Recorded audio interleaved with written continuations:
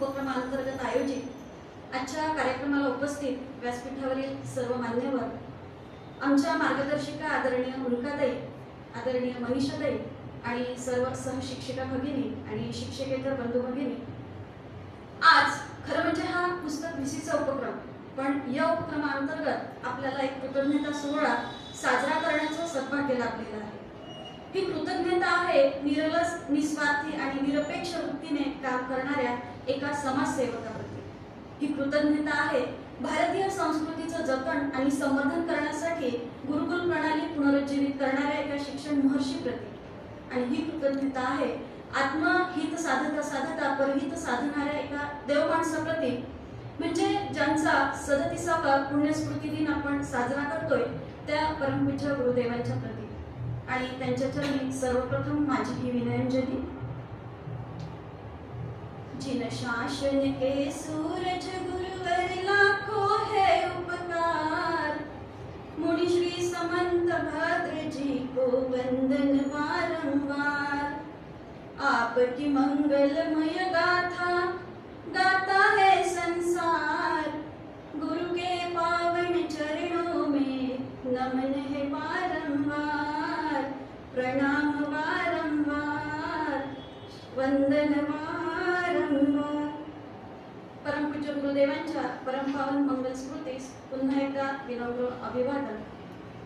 आता वास्तविक आम्ही शिक्षक आणि पुस्तक यांचे एक अतिशय जवळचं नातं असतं।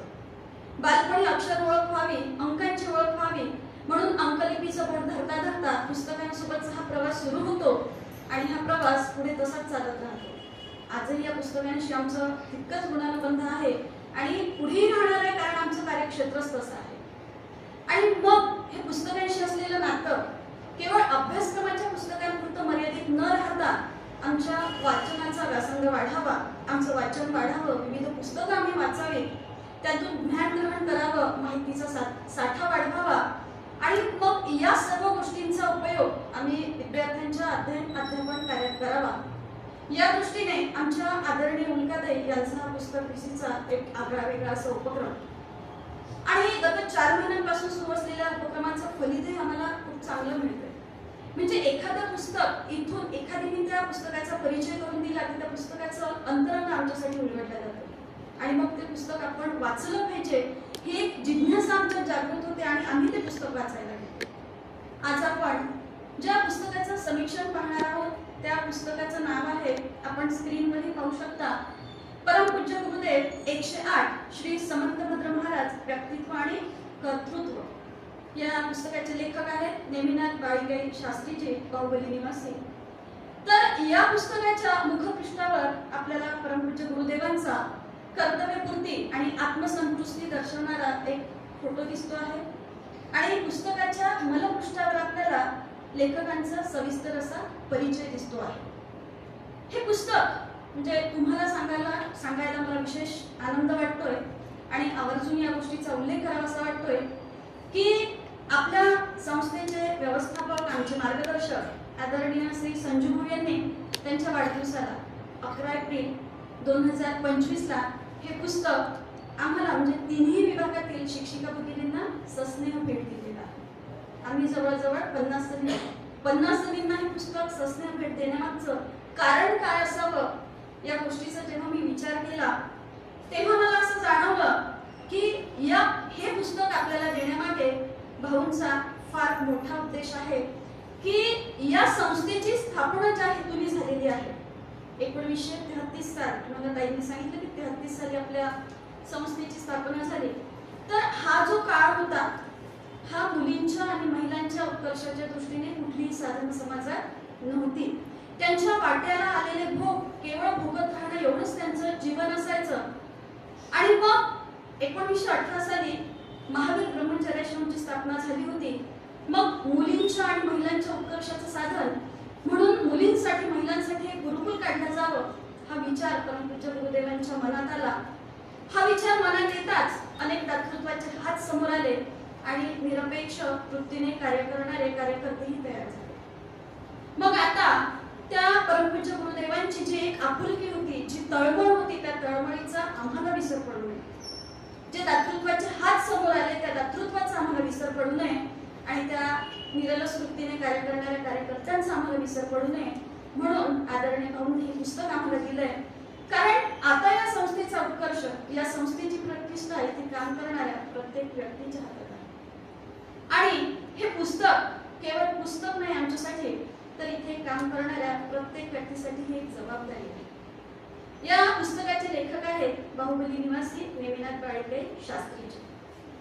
मागच्या बाजूने त्यांचा परिचय आपल्याला इथे दिलेला आहे. आणि हे पुस्तक एक चरित्र ग्रंथ आहे. मागच्या बाजूने ते बरेच जे संपादक आहे, लिखाण त्यांनी भरपूर केलेलं आहे. पण मला असं वाटतं की गुरुदेवांचं चरित्र लिहित असताना त्यांच्या लिखाणाचा खरा कस लागला असावा.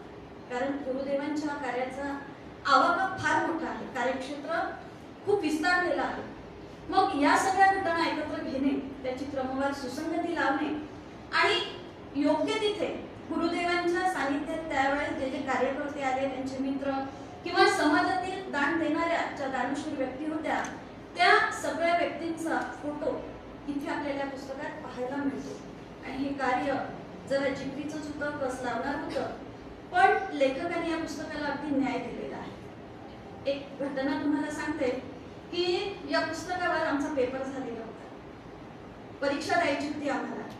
आणि मग साधारणतः परीक्षा म्हटलं की टेन्शन आपण अनुभवतोच. आणि जेव्हा विद्यार्थी दशेत आपण अभ्यास करतो तेव्हा अभ्यास की अभ्यास एवढंच आपलं काम असतं. पण आज आमच्यासारखे शिक्षकांना विद्यार्थी म्हणून काम करताना आम्ही 3 पातळ्यांवर काम करत असतो. घरचीही जबाबदारी असते, शाळाही आहे आणि सोबत या पुस्तकाचा अभ्यास सुरू होता. सगळ्यांनी प्रामाणिकपणाने हा अभ्यास केला, त्याच्यासाठी वेगवेगळे मार्ग आम्ही वापरले, नोट्स काढल्या, हे सगळं झालं. पण तरीही शेवटचा दिवस होता पेपरचा.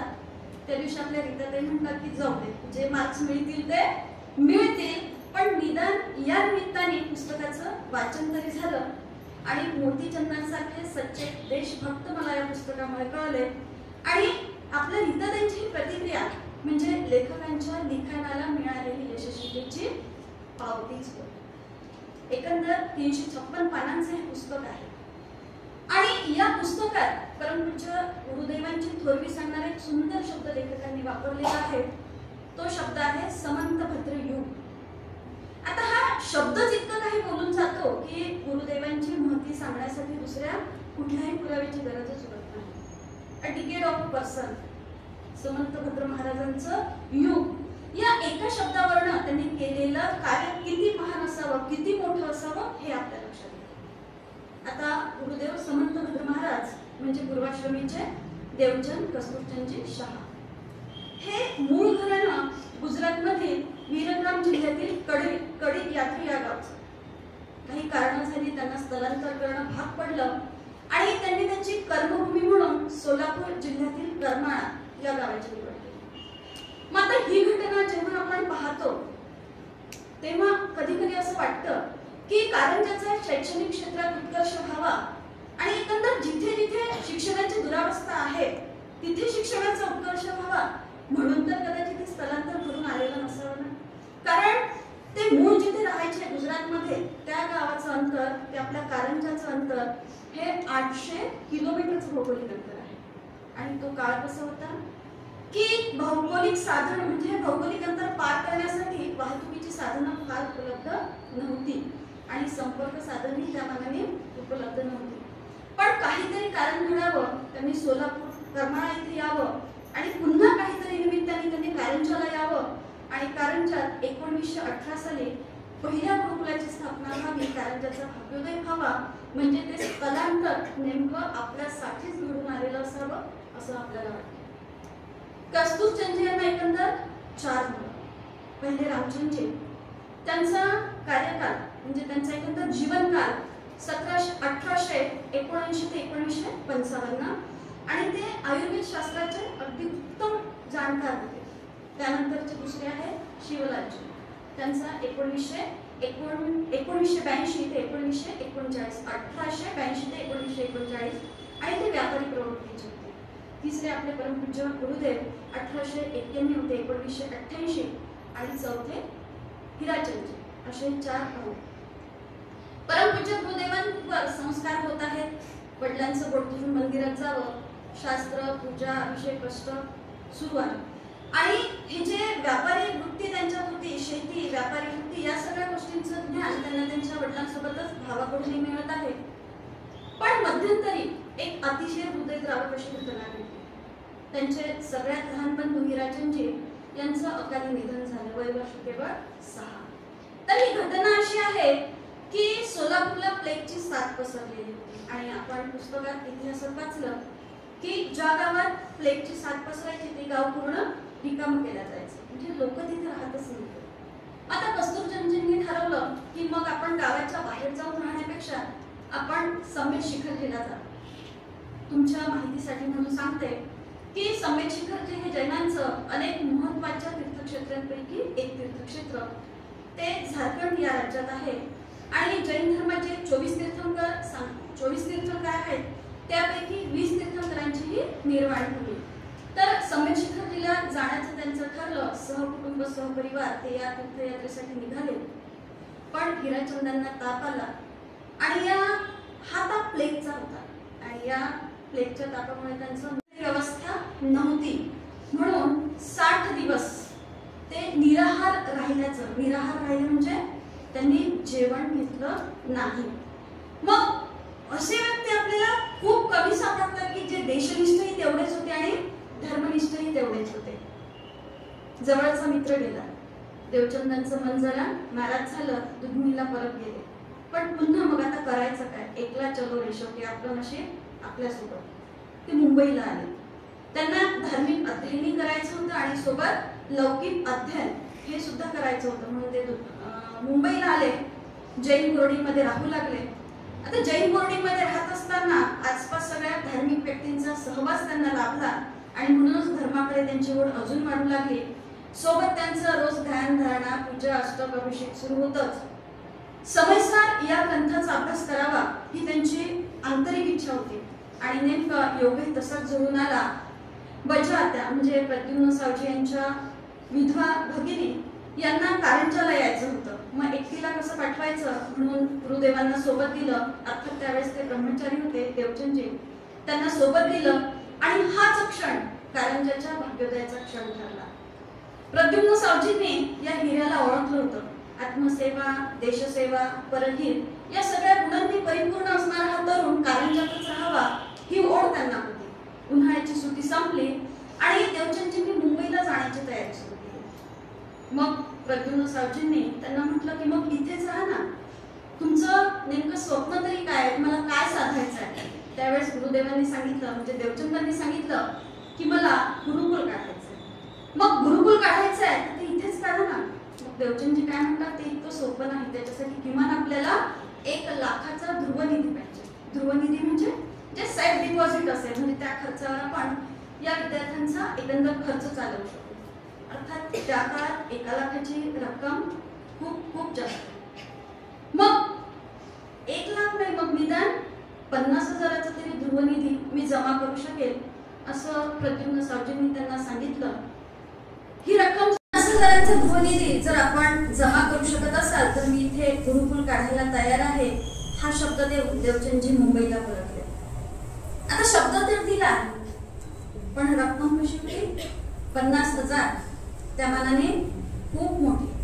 म्हणजे त्यावेळेस सोन्याचा भाव 16 रुपयाला 10 ग्रॅम 1 तोळा सोनं मिळायचं असं म्हणायचे. आता सोन्याचा भाव 1 लाखाच्या वर गेलेला आहे.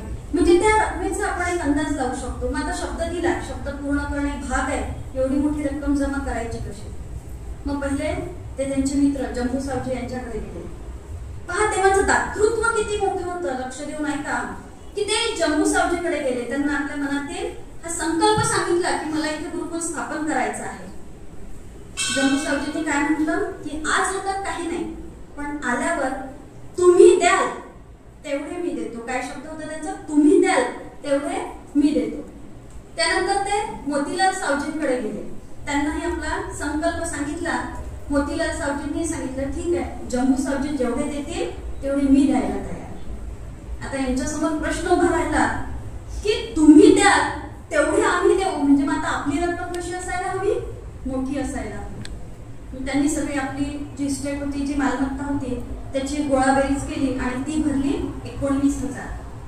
पण त्या 19,000 अर्थात लहान भाऊ गोविंद सावजी यांचा हिस्सा होताच, पण भावाचा भावाप्रती असलेला आदर. गोविंद सावजी काय म्हणतात प्रद्युम्न सावजींना की दादा पैसे देऊन टाक, पैसे पुन्हा कमवता येतील. आणि मग त्यांना हिंमत आली, 10,000 देण्याचं ठरलं. त्यानंतर एक थोडं विलक्षण व्यक्तिमत्व म्हणजे श्यामलालजी कापरे, घरचे सधन. पण मग आता वडील पैसे देतील की नाही हा प्रश्न त्यांच्या समोर होता आणि मग त्यांनी उपोषणाचा मार्ग अवलंबला. जेवण करायचंच नाही. बाळ तू का जेवत नाहीयेस, बाळ तू का जेवत नाहीयेस. शेवटी प्रद्युम्न सावजींना घरी बोलवलं गेलं आणि मग त्यांनी सांगितलं की जोपर्यंत मला 10,000 मिळणार नाही तोपर्यंत मी जेवणार नाही. अर्थात ते 10,000 चांगल्या कामीच खर्च होणार होते. त्यांच्याही वडिलांनी पटकन 10,000 दिले.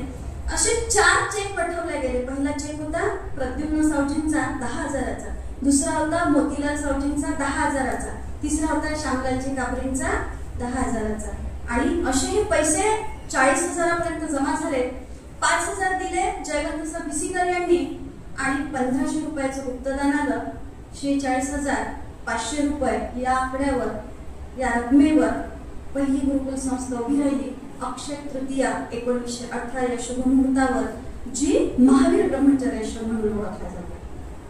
मग त्यानंतर 1933 साली आपली संस्था स्थापन झालेली आहे. मग त्यानंतर तेरदाळ, बाहुबली, गजपंथ, देऊळगाव राजा आणि अशा एकंदर 19 गुरुकुल संस्था आदरणीय परमपूज्य गुरुदेवांनी स्थापन केलेल्या आहेत. किती संस्था स्थापन केल्या? 19 संस्था स्थापन केल्या. बरं, हा फक्त संस्था स्थापन करून ते थांबलेत त्या नाही. त्यांचा मूळ उद्देशच हा होता की या संस्थेतून निघणारे विद्यार्थी हे आदर्श असले पाहिजे. कारण the destiny of each and every country is being shaped into the classroom. प्रत्येक देशाचं भवितव्य हे त्या वर्गांमधून घडवलं जातं. मग आपला येणारा विद्यार्थी हा आदर्शच असला पाहिजे. या दृष्टीने त्यांनी विद्यार्थ्यांसाठी एक दिनचर्या आखून दिली आणि त्या दिनचर्येप्रमाणे विद्यार्थ्यांनी वागलं पाहिजे हा त्यांचा आग्रह असायचा. विद्यार्थ्यांना स्वतःची कामं स्वतः करावी लागायची, म्हणजे त्यांनी स्वावलंबी व्हावं. त्यांना बाजारहाट करण्याची कामं सुद्धा दिल्या जायचे जेणेकरून त्यांना आर्थिक व्यवहार कळावेत. त्यांना व्यायामासाठी एक वेळ ठरवून दिलेला असायचा, त्यावेळेत त्यांनी व्यायाम केलाच पाहिजे. कारण तुमचं शरीर जर सुदृढ असेल तरच तुम्ही तुमची इप्सितची साध्य असतात ती तुम्ही पूर्ण करू शकता. आणि विद्यार्थ्यांच्या अंगी असलेल्या कलागुणांना वाव देण्यासाठी गुरुदेव सतत सतर्क असायचे. तिथे संगीत शिकवलं जायचं आणि वक्तृत्व कला विद्यार्थ्यांच्या अंगी असलेली समोर यावी, त्यांना बोलण्याचं धारिष्ट व्हावं म्हणून त्या दृष्टीने कार्यक्रम आयोजित केले जायचे. गुरुदेवांच्या केवळ संस्था स्थापन करून ते थांबले नाही, तर एक कार्यकर्त्यांची भक्कम फळी सुद्धा त्यांनी निर्माण केलेली आहे. आणि कार्य करणारे जे कार्यकर्ते होते तेही तितक्याच निरपेक्ष वृत्तीने या संस्थेसाठी झटायचे. आता आपल्या मनात हा प्रश्न निर्माण होतो की 1918 साली परमपूज्य गुरुदेवांनी ही संस्था, पहिली गुरुकुल संस्था स्थापन केली. मग त्यांच्या मनात या गुरुकुल संस्थेच्या स्थापनेचं बीजारोपण नेमकं केव्हा झालं असावं किंवा हा विचार त्यांच्या मनात नेमका केव्हा आला असावा? तर याच्यासाठी आपल्याला थोडं मागे जावं लागतं. ते जेव्हा सोलापूरला होते, माध्यमिक शिक्षण घेत असताना, ते सोलापूरला असताना त्यांनी बालोत्तेजक समाजाची स्थापना केली होती. आणि ही संस्था स्थापन करण्यामागे त्यांचा उद्देश तेव्हाच होता की हे जे देशकार्य सुरू आहे, हा जो स्वातंत्र्य लढा सुरू आहे, या स्वातंत्र्य लढ्यासाठी तत्पर असे युवक आपण तयार केले पाहिजे. आणि 1908 मध्ये, म्हणजे ज्यावेळेस गुरुदेवांचं वय होतं 16 वर्षांचं, त्यावेळेस या बालोत्तेजक समाजाचं उद्घाटन झालेलं आहे. त्यावेळेचे राष्ट्रीय स्तरावरचे जहाल क्रांतिकारी लोकमान्य टिळक यांच्या हस्ते. लोकमान्य टिळकांनी यावेळेस जे भाषण केलेलं आहे त्यात राष्ट्रीय शिक्षणाला अधिक महत्त्व देण्यात आलेलं होतं. कारण आपल्याला माहिती आहे 1835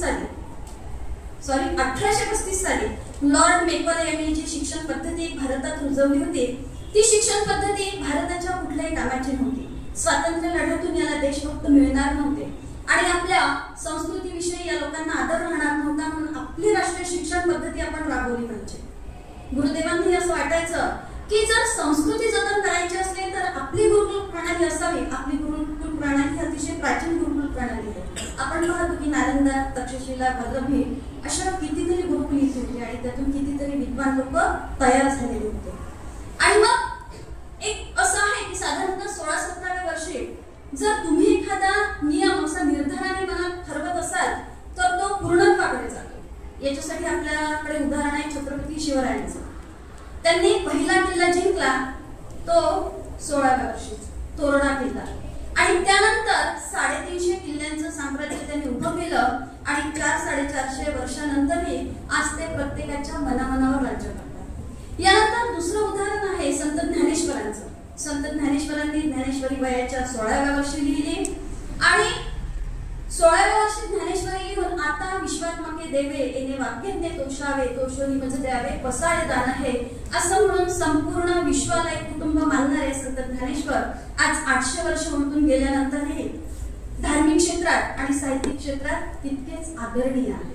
म्हणूनच वयाच्या साधारणतः 16-17व्या वर्षी केलेला निर्धार हा पूर्णत्वाला जातो. हे पुन्हा एकदा गुरुदेवांच्या रूपाने आपल्याला लक्षात येतं.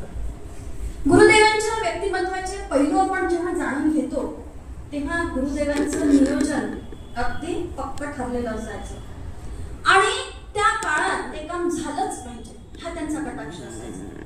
गुरुदेव एक उत्तम लेखक होते. त्यांनी कार्यकर्त्यांना जी पत्र लिहिलेली आहे त्या पत्रांची संख्या ऐकून तुम्हाला आश्चर्य वाटेल. आज जवळजवळ 10,000 पत्र त्यांची उपलब्ध आहेत आपल्याला वाचायला. गुरुदेव एक उत्तम वक्ते होते. गुरुदेव 8 भाषांचे जाणकार होते. गुरुदेव आयुर्वेदाचार्य होते. निसर्गोपचार या पद्धतीवर त्यांचा फार विश्वास होता. एक प्रसंग जो या पुस्तकात आपल्याला वाचायला मिळतो की एका महिलेच्या बाळाला काहीतरी पोटाचं दुखणं झालेलं होतं. सगळे डॉक्टर वैद्य झाले पण उपाय काही मानवत नव्हता.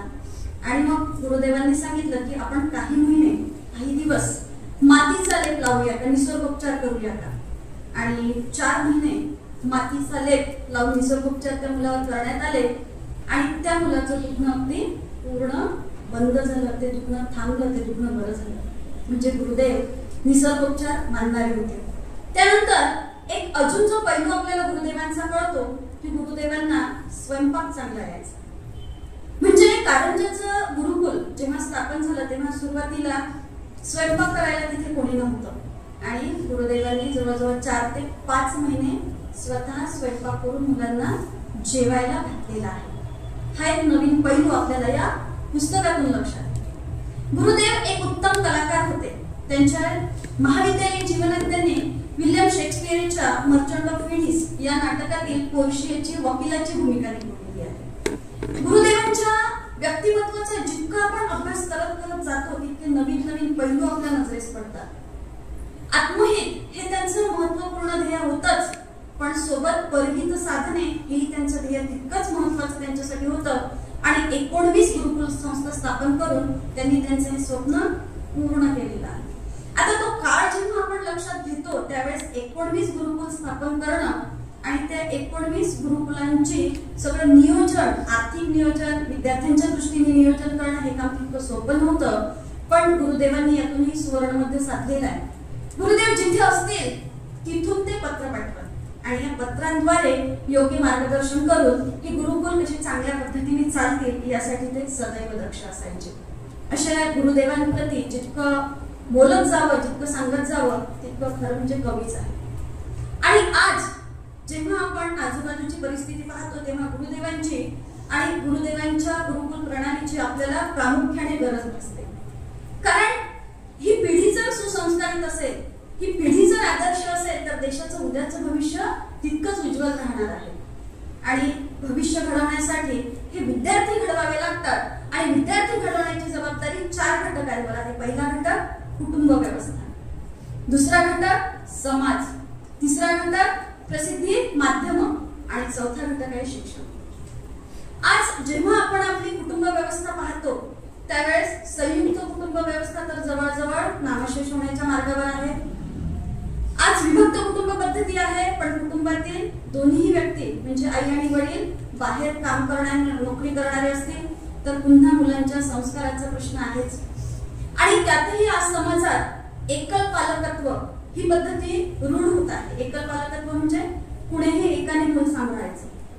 आणि मग ही पद्धती जर असेल तर पुन्हा संस्काराचा आणि पुन्हा शिस्तीचा प्रश्न तेवढाच ऐरणीवर येतो. त्यानंतर प्रसार माध्यम, या प्रसार माध्यमांविषयी न बोललेलं बरं. त्या दिवशी आपण पाहिलं, म्हणजे आपल्या वर्गातही हा विषय झाला, की ज्या जाहिराती आज टीव्हीवर आपण पाहतो, एक आहे बोलो जुबा केसरी आणि दुसरा आपण त्या दिवशी पाहिला की चलो डॉट कमी सर्कल पे. ह्या जाहिराती नेमक्या कशाबद्दल आहे तुम्हाला माहिती आहे. आणि मग मुलं जर या प्रसार माध्यमांवर दाखवलेल्या केलेल्या जाहिरातींचं अनुकरण करत असतील तर पुन्हा आदर्श विद्यार्थी कसा घडावा हा फार मोठा प्रश्न तसाच कायम राहतो. त्यानंतर एक शिक्षण व्यवस्था म्हणून आपण जेव्हा आदर्श विद्यार्थी निर्माण व्हावे अशी अपेक्षा करतो त्यावेळी शिक्षण व्यवस्थेचंही आदर्श विद्यार्थी घडवण्याचं स्वप्न जरा बाजूला पडून याला एक बाजारपेठेचं स्वरूप आल्याचं आपल्याला दिसतं. आणि म्हणूनच परमपूज्य गुरुदेव आणि त्यांची गुरुकुल प्रणाली आपल्याला आज जास्त आवश्यक आहे असं जाणवतं. गुरुदेवांच्या व्यक्तिमत्वाचे पैलू जितके उघडत जावे तितके कमीच आहे. शेवटी मी एवढंच म्हणेन, श्रवण संस्कृतीच्या उत्कर्षासाठी उजळल्या अनेक ज्योती, श्रवण संस्कृतीच्या उत्कर्षासाठी उजळल्या अनेक ज्योती, प्रकाशित झाल्या दाही दिशा अशी होती त्यांची कीर्ती. येणारा काळही अभिमानाने गाईल त्यांची गीते, येणारा काळही अभिमानाने गाईल त्यांची गीते, नतमस्तक होऊन कृतार्थतेने एवढेच म्हणूया, दीपज्योती नमोस्तुते, ज्ञानज्योती नमोस्तुते, गुरुज्योती नमोस्तुते. धन्यवाद.